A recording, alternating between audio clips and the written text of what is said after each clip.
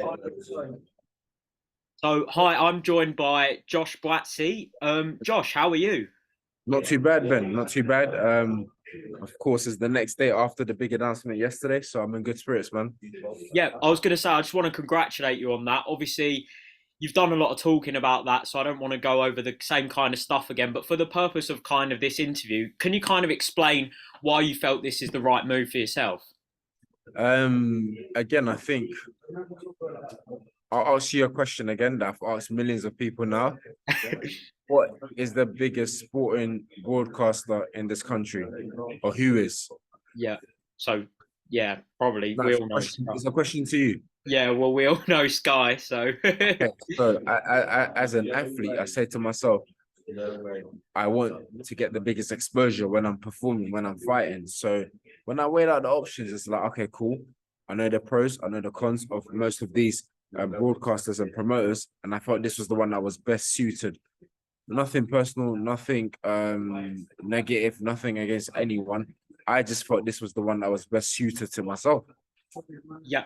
So, obviously, just to touch on the move, kind of did everything leave on kind of good terms with Eddie and kind of DAZN? How have things been left, and kind of is it just a case of moving on to the future now? For me, everything was left on good terms.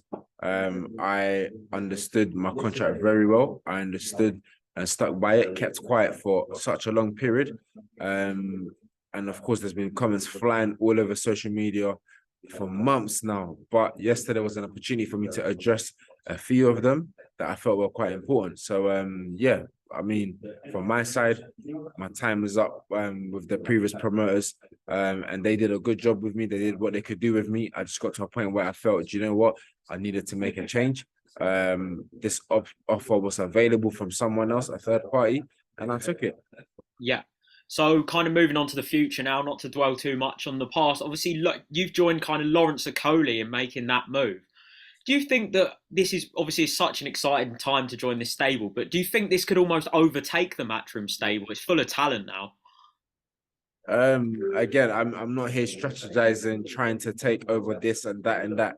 I'm solely concerned about what's good for Joshua Buatsi, what's going to benefit Joshua Buatsi, where should he be? So that's the only thing I'm concerned about, Ben. And I think being here with BOXXER and Sky Sports, I think is the best move for me. Yeah.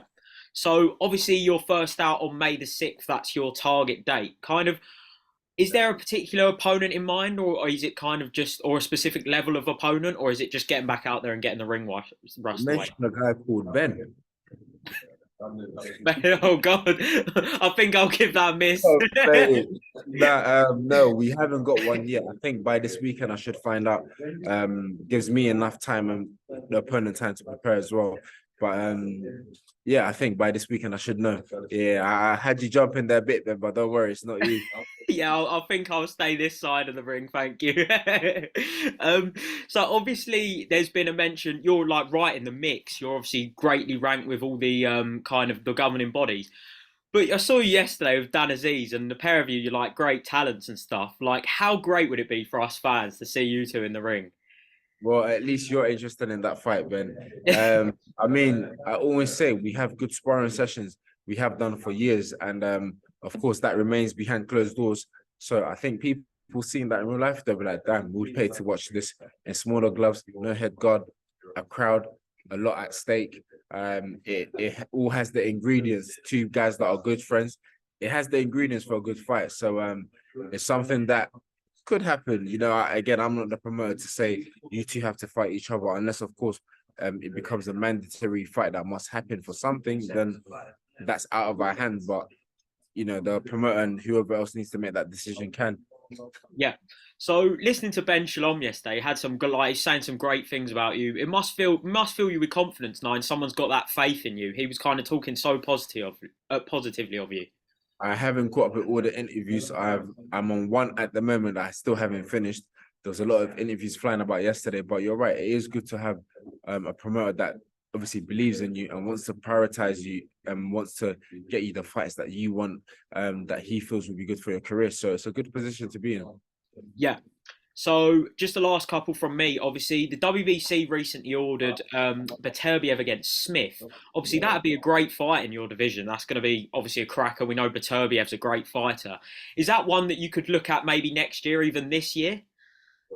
Um, all the belts I'm looking at, Ben. I think the rankings are I'm number one with the BA, number two with the BC, and number three with the BO. So I think all of the belts for me are anyone that I can get.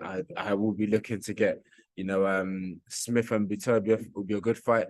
I don't know when that's going to happen, but I'm sure by that time I would have had one or two fights to get things going, and I'll be more than ready, man. Yeah.